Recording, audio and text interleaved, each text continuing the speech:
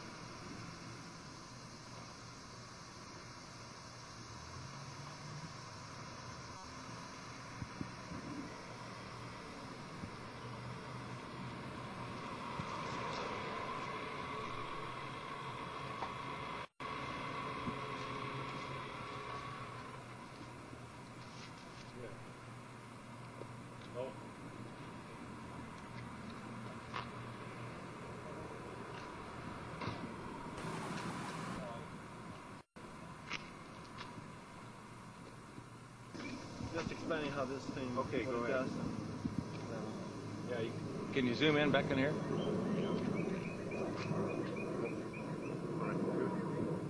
Are we on? Okay. Yeah. Okay, now this is the hydrogen computer system, which was designed in order to be able to process the fuel, to produce the hydrogen gas from water and do it economically and be able to control its firing, go in the engine to allow the Volkswagen engine to run off of hydrogen. There's a lot engineering design that went into this, even though that this is our systems engineering approach. The hydrogen computer system you see here will be miniaturized down to several IC chips, which will allow us to give the economics to apply to a conventional car. Over here, there's very unique design features that had to be developed in order to develop the water fuel cell as a retrofit energy systems to conventional cars. We had to go ahead and develop the laser, what we call the laser distributor, as you see right here, which is put between the conventional rotor cap and that of the rotor assembly. And primarily what this does, this sets up the electronic signals that goes back and triggers the computer system in order to allow the car to run successfully on hydrogen. In order to run this engine off of water, we've also had to learn the ability to adjust the burn rate of hydrogen to co-equal the fossil fuels. We did this by simply now pulling off a portion of the exhaust gas that's coming from the engine, as you see through this tube here, that's going through this electronic regulator that's hooked up to the hydrogen computer. And basically what's happening is that as the ambient air is going into the engine and going through the burning process, it produces the non-combustible gases that retards the speed by which the oxygen atom unites to hydrogen and bring on gas ignition.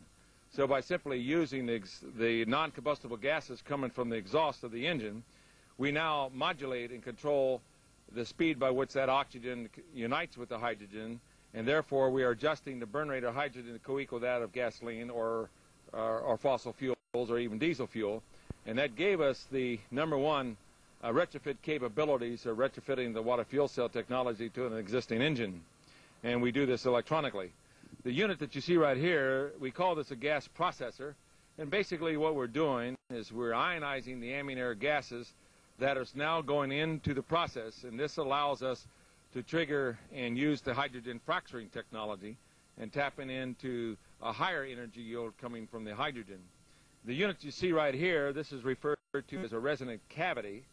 Water is now fed into the resonant cavity through this water tank, and as such, we now expose the water to a very high intense pulse voltage field and restrict the amps, and therefore the electrical polarization process now allows us to release the hydrogen economically from water. And by attenuating the voltage field, the amplitude of the voltage field, we now can control the rate of the production of the hydrogen gas on demand. So this is what's referred to as a constant demand generator. We also now extend or allow the voltage amplitude to increase even to a higher level and allow the water atoms to go into an ionization state, which gives us the ability even to produce a higher energy yield by producing more hydrogen gas on demand. So the fuel now coming from the water through the electrical polarization process going into resonance meaning that we're actually tuning into the dielectric properties of water, and it allows us to reduce amps down, flow down to a minimum, and allow voltage to take over that disassociates the water molecule on demand. And those fuel gases are now coming through this electronic injector system as you see here. So basically we're now feeding the ionized air from the gas processor. We're now also taking the water fuel gases that are now coming from ordinary water. We are now mixing it with the non-combustible gases, the ambient air gases, and regulating those control of the fluid mediums or for fluid mediums. And as a result, now we can tune in and allow this engine to run off of natural water. This system's approach, this particular unit here is referred to as the VIC, or the voltage intensified circuit technology. This is being miniaturized down to a very small, lightweight system. This is demonstrated in our systems engineering approach on the technology that we can apply it to other applications, not only in the transportation area but also in industrial applications. So it's paramount that we would demonstrate and have the technology solved for design engineering, retrofitting to existing energy consuming devices, whether it's being run in an internal combustion engine or a diesel engine or hook it to an industrial process. So all of these design interfacing technology is now being solved. We're in the latter stages of what we call the pre-engineering system, which will now allow us to miniaturize the technology once we're completed on the design applications and take it into mass production. I'll give you a classical example of this. We've also developed from this technology which we call the water fuel cell injector. And basically this injector now is a miniaturized water fuel cell or miniaturized resonant cavity.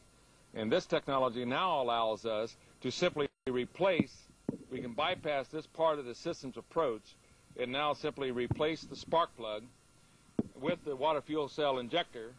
And as a result now we can run the water up to the injector, which is now being processed and being exposed to a very high pulse voltage frequency.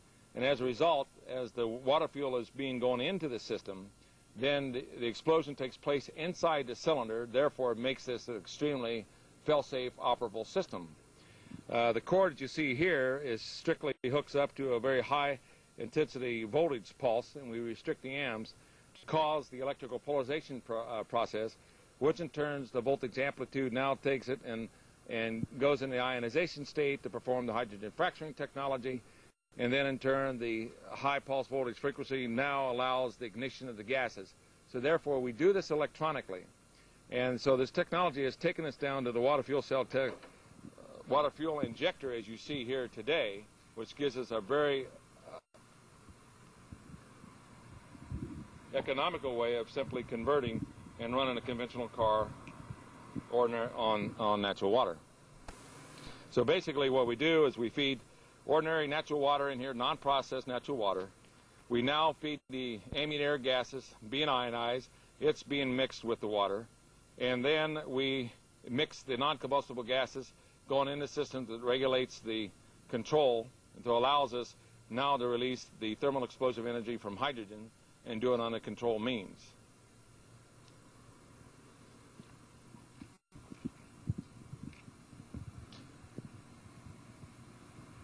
Further development on on the technology, centered around also the development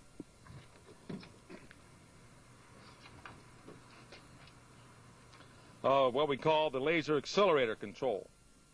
And this had to be developed in order to translate from a mechanical displacement to an electronic displacement in order to allow the hydrogen computer system to produce the gas on demand based on acceleration control.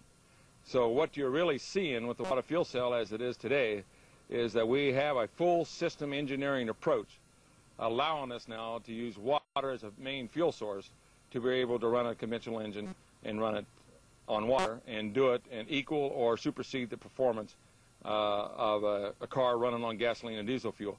Many people do not realize that when you run a car or truck on either gasoline or diesel fuel, you're actually running it on hydrogen. And all we're doing is using the hydrogen from water. And under the National Bureau of Standards figures shows that when you use water, the energy release is roughly 2.5 times more powerful than that of gasoline. So water is a very powerful fuel. And all you needed to do was solve the answers of, number one, producing the hydrogen economically, controlling it on demand, being able to adjust the burn rate of hydrogen and gas to co-equal the fossil fuels, and the third one was to be able to transport it without spark ignition. And we've solved all of these problems on the design engineering, and of course the water fuel injector, as I've shown you, now gives us the abilities to transport the water directly to the fuel injector, which is now going into the voltage zones, which now is performing the electrical polarization process that goes and triggers the hydrogen fracturing technology, but it's doing it inside the engine. So we all know that natural water is very stable, and therefore it becomes a very fail-safe, operable system, as we pointed out earlier. Yeah, we talked about that. Yeah, yeah. So in a system engineering approach, in mass production, it looks like we can translate and reduce the systems approach down to a unit that costs roughly $1,500 per vehicle. For trucks, it will be slightly larger than that, below $5,000. It looks like we'll be able to reach the economics to it and use an ordinary natural water. You add nothing to the water. You don't process the water in any way. Now here's another feature to the system that everybody asks me about, is what happens to the water in the wintertime? Does it freeze up? Well, part of our technology was in the areas of development what we call a steam resonator. Now, since the unlike atoms take on opposite electrical charges, we simply use another part of our technology to restrict the Amps-Law voltage to take over, and therefore we agitate the water molecules, which in turn generates kinetic energy, which in turn heats the water. Now, this is phenomenal in the fact we consume very little electrical energy in order to heat the water. So there are very far-ranging advantages and features to the technology, ranging even in the areas that we now have a way of using voltage and by switching off amp flow and dealing with the environmental control areas. We're developing the technology in the areas of desalination of salt water. Whenever you have a free and abundant energy source like water, it's only limited to the imagination to put it to work. This technology is very applicable to desalination of the salt water, handling of toxic waste chemicals by high pulse voltage frequency and restrict the amps. We now can separate the molecular structure of toxic chemicals and render them useless and safe. It also takes us to the technology of combining unlike atoms that heretofore was not possible under the natural state of covalent link-up. This led us to the development of the EPG electrical generator technology, where we're able to manufacture a magnetized gas that exists at room temperature and enhance the electromagnetic field without increasing mass. So our technology since the time of the era of embargo has been very far-reaching to give us a comprehensive energy source that we literally can use anywhere into the economies and move in a bilateral movement throughout the economies of the world to bring an energy source in. And as I pointed out earlier, the pending energy crisis that's will confront us very quickly. We literally have the ability now of systems engineering it to mass production very, very quickly, and hopefully be able to stem off this imminent energy crisis that is now occurring. A lot of people are not aware of that Kuwait produces or manufactures the majority of aviation fuel for the world, and it's anticipated, as pointed out earlier, that it's possible as much as 20% drop in aviation fuel may occur within 6 to 8 months. If that happens, then the dominoes effect will occur, and will start to trigger an energy shortage throughout the world. The same conditions that happen in the United States is also occurring in the Arab fields, where the natural pressure in the existing oil fields are dropping. The only difference between the U.S. and the Arab fields is their pressure is dropping 3 times faster than occurred in the United States. You just can't keep pulling the oil out of the ground and expect it's going to be there forever. The hourglass effect is occurring at a more faster rate now on nuclear power plants. China's opened the doors to Western technology. 25% of the population of the world wants the same goods and services that you and I have been enjoying, and that the industrial base cannot be maintained or expand without the supply and utilization of energy, of which we have very little fossil fuel left. So it's imperative that we develop a technology that we can move very quickly, and of course water was the answer to it, because water is a very free and abundant energy source. And so this technology has led us to the abilities of harnessing and using the water in this particular way, which we call the water fuel cell technology. Could you give an indication of the amount of energy stored in a gallon of water compared to a barrel of oil, for instance? Yes. As I pointed out earlier, when you separate the hydrogen and oxygen gases and go into the gas ignition process, its energy release is roughly 2.5 times that of gasoline. Now note the reference is not 2.5 times that of fingernail polish, it's 2.5 times that of gasoline. But in the hydrogen fracturing technology, we have developed a technology, as the Lord has shown me, that by igniting the hydrogen and oxygen gases and setting up a condition by which the water molecule is prevented to form, then we now can tap into a very higher energy yield. And as a result of this, the hydrogen fracturing technology shows that we can release energy up to beyond 2.5 million barrels of oil per gallon of water and do it safely. And as I had shown you earlier, we are now preparing this technology to be retrofitted directly to a jet commander, which we plan not only to fly around the world nonstop around the equator, but turn 90 degrees and go from the North and South Pole. So it's a tremendous amount of energy source. And what we've done is found a triggering process to allow us to release this tremendous amount of energy and do it safely. So it gives us the ability to not only sustain and maintain the economies of the world, but also give us the abilities to handle the environmental pollution problems at the same time. We can't keep putting CO2 in the air and expect that the energy level is going to be there even for our plants. And we all talk about the greenhouse effect, but very few people come up with a viable answer to it. And the water fuel cell technology gives us the ability to get us. Yes. Stanley, can you explain your driving force behind spending all this money and energy developing something like this? It has cost you about 10 years of your life. Can you explain why you're doing all this and what really drives you to keep... Well, I did an analysis during the Arab embargo as to what actually occurred. I didn't pay any attention to the political leaders as to why we had an energy problem. And I realized that without a new free and abundant energy source to come into the world economy very quickly, then the world economy could collapse. So as a scientist, I have a very diversified background from research development, product development, engineering, and corporate entrepreneuring. And when I realized the problem that was confronting us, I went into my office laboratory. And as a scientist, I had always believed that there was an existence of God. It was mathematically impossible that we had derived ourselves from swamp gas. If you got to have a lot of faith, you have to have a lot of faith to believe in evolution. And so I went into my office laboratory and I said, God, I love my country. It's the greatest country in the world. If you'll help me put a power supply in the country, I'll do anything that you want me to do. And subsequently, I was like Paul on the road to Damascus. I didn't know the Lord, but once he revealed himself to me, subsequently I was filled with the Holy Spirit, and I've been exercising the power and authority of the Word of God, bringing this technology in. And many people ask me about, do I fear my life? I have learned the power of angels, and I have been protected in trying to bring this technology in. The ultimate objective is not only to stabilize the economies of the world, but if we realize any funds from the technology, it will go into world evangelization. You see, as a scientist, once truth is shown to me, truth is truth. And, of course, I got what I wanted, a ticket to go into heaven. I got filled with the Holy Spirit. And so, as a scientist, truth is truth. And I have responsibility just as I have a responsibility to the water fuel cell technology to try to bring it out into the world, I also have the responsibilities to relate the truth of the Word of God, not only to the guy, to the next door neighbor or the guy down the block, but also relate that truth of that knowledge to every person in the world if I possibly can do it. So the ultimate objective of the water fuel cell technology really is to help set the financial base of capable of evangelizing the world. Now there's a difference between spiritual knowledge and worldly knowledge. And you can't go to the world system and ask them to help evangelize the world and spread the gospel.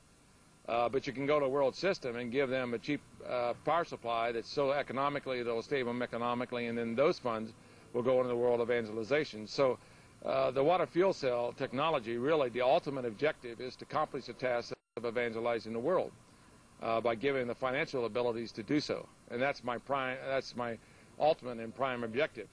The water fuel cell will give us the abilities to do this. Can you explain, you mentioned one Bible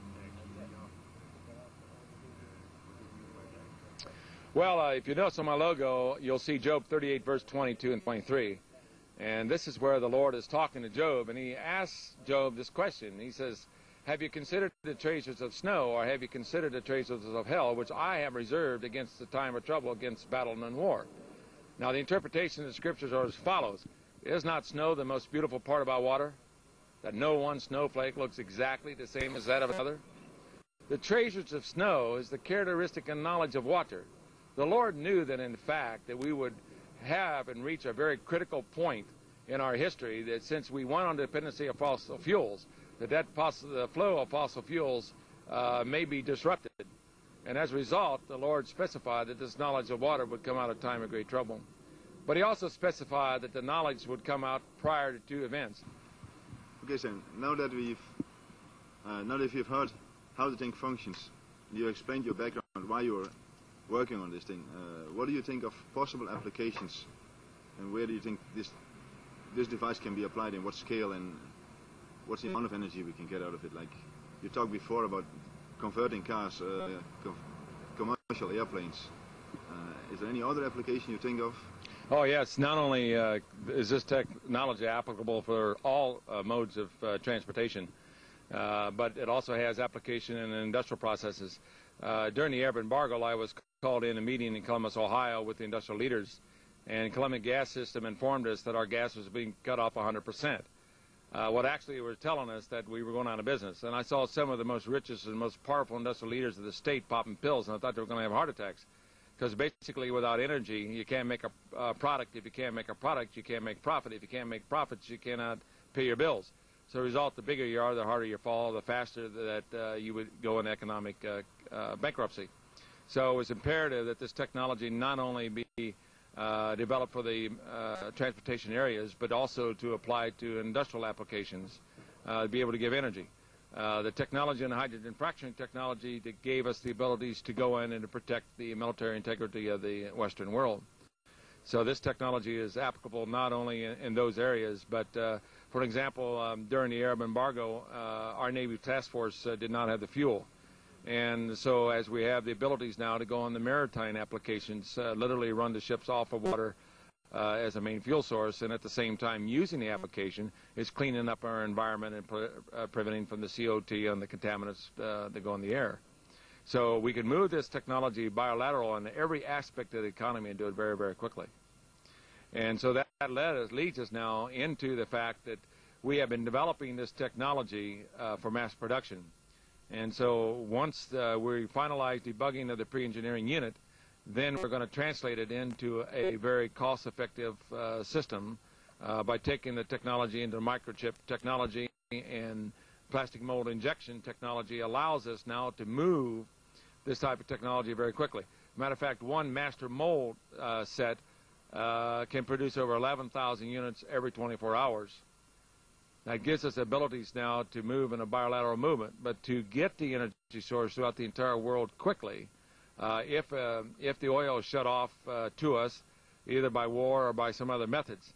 A lot of people do not realize Saddam has the viral germ through genetic restructuring, that if he uses it, it lives off the bacteria of air and water and even of oil, and if he uses this, it's possibly that the oil could be contaminated very quickly. And if that is so, then every country in the world would be faced of shutting off the flow of oil to each of their countries. Now, without the supply of fossil fuels, within 180 to 240 days thereafter, about 1.5 billion people would be facing starvation very, very quickly because we need that flow of energy in order to maintain the industrial bases of the world. So we've designed the technology to be very flexible to use every segment of the economy and do it very quickly.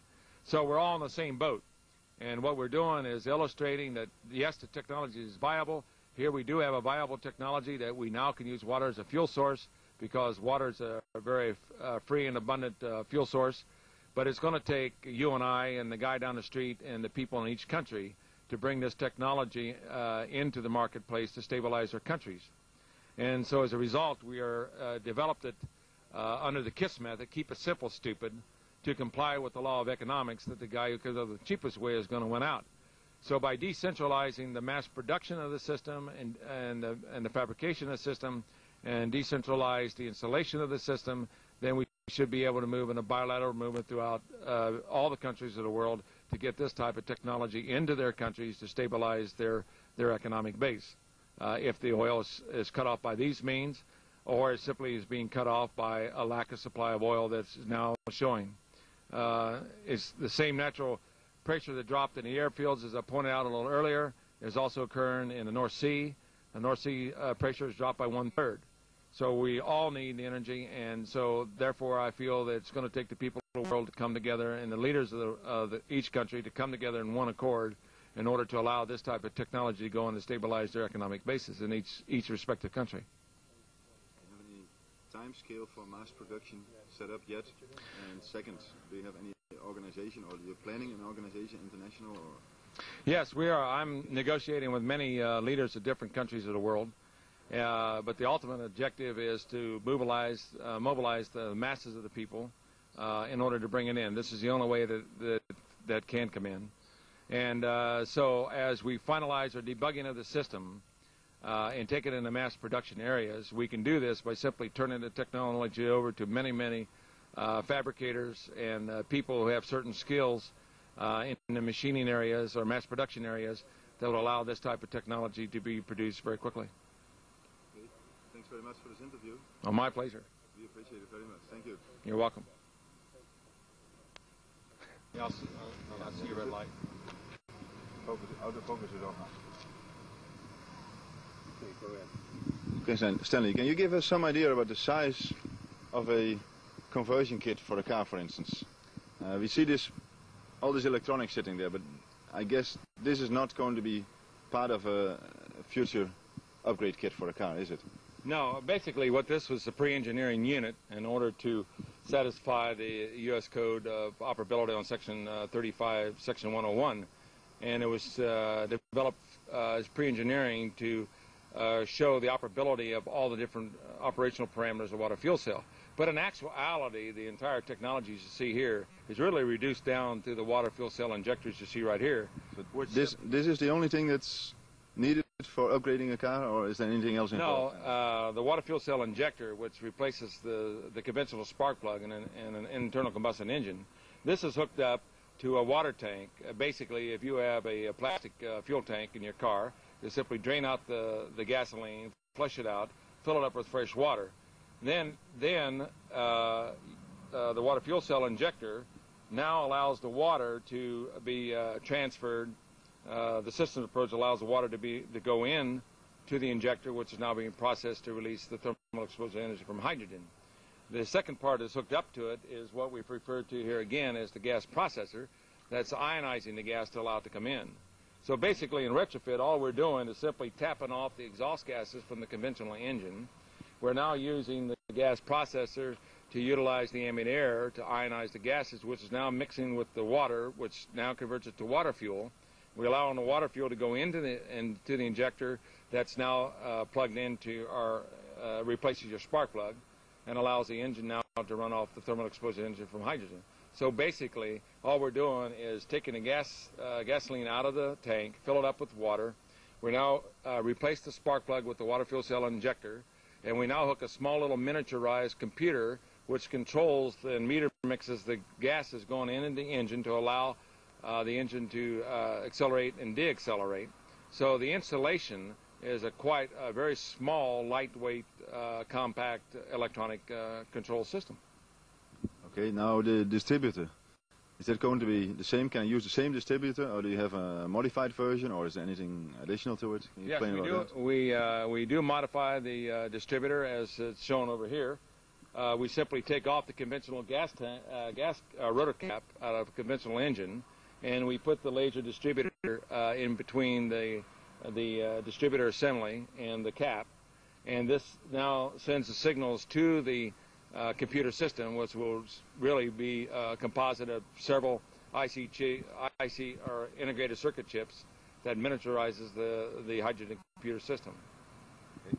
This whole hydrogen stuff, isn't it extremely explosive in the car? Is there any danger involved? What's the safety aspect of it? No, we have actually solved the problem. There's no storage of hydrogen whatsoever. The water goes into the injector, which now allows it to go into a high pulse voltage zone, which performs the electrical polarization process. So the water is only converted into thermal explosive energy as it enters the injector. So the thermal explosive energy is now occurring inside the engine. So the electronic system is designed to regulate and control the explosion of the energy, which now co-equals that of gasoline. So it's a tremendously fail-safe, operable system. Okay, so it's safe, it's a small system.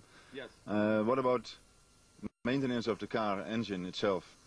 Do I need more maintenance? Is there a difference? Is there anything, do I have to modify anything on the maintenance schedule? No, just keep the same maintenance as you have it. Since you're releasing thermal explosive energy into the engine and you're co-equaling the burn rate of gasoline, then there's very little maintenance. If there is any maintenance at all, we developed the technology years ago that we could really impregnate the cylinder walls of the engine with Teflon, and we can even impregnate treat the bearings and literally run an engine off of the Teflon and eliminate the oil.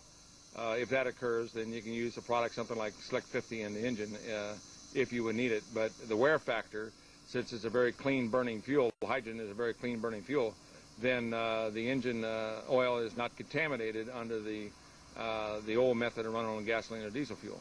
So it's an extremely clean burning fuel. Good. Are we on? Yeah, the low temper. Okay, Stanley, what about the valves in the engine? The pistons, don't the pistons burn out because there's no lubrication of the lead or any other additives to the usual gas? No, the valves, have been designed very recently to operate off of non-leaded gasoline. And since we use the exhaust gases to cycle back in to modulate the burn rate of hydrogen gas, as we now control the burn rate to co-equal gasoline, then the engine temperature and operations are duplicating the same thing on gasoline or diesel fuel. So you don't change the engine in any way. And this allows us now to retrofit the water fuel cell technology to any existing engine. And that's very important because it now gives us ability that we can stabilize transportation, as we talked about before, if the energy is cut off. Okay, so now the accelerator. Can I still keep the same mechanical accelerator, or do you have a new device for that as well? Yes, we developed over here as we come along.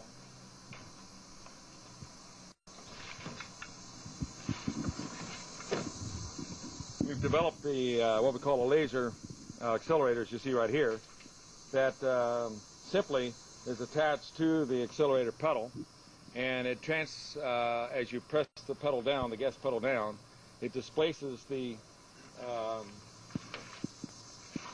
mechanical displacement into electrical impulses, which now is fed into the micro-miniaturized computer electronics. So this gives us the abilities now to control the acceleration.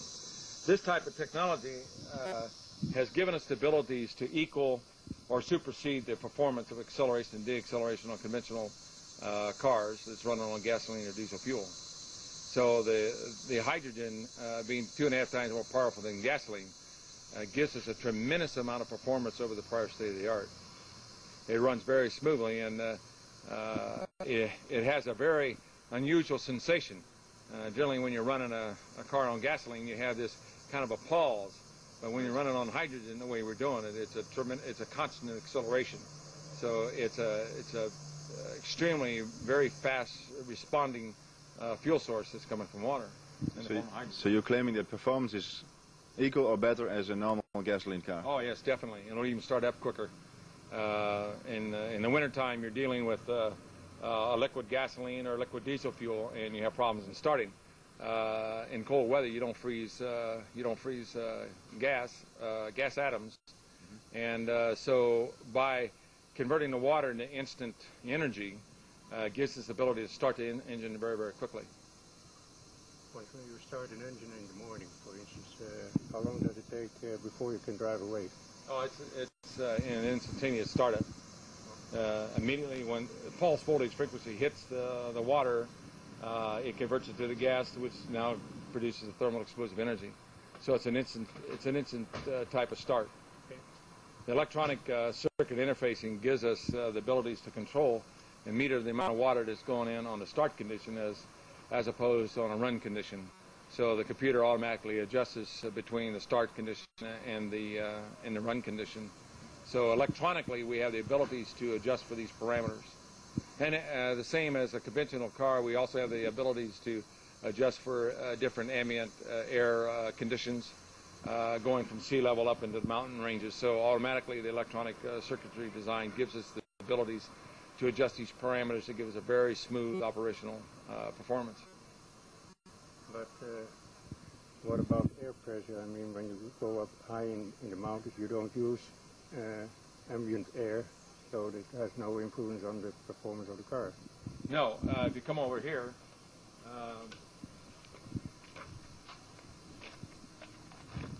here we have a device that's a metal bellows, which now allows to control the amount of ambient air going into the engine of the car. And this automatically allows us to regulate the ambient air pressures going from sea level up into the mountain areas.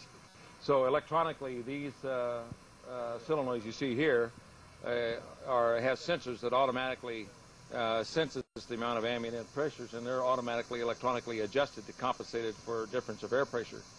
So this allows us now to give us tremendous good performance going from sea level right on up into the high mountain regions.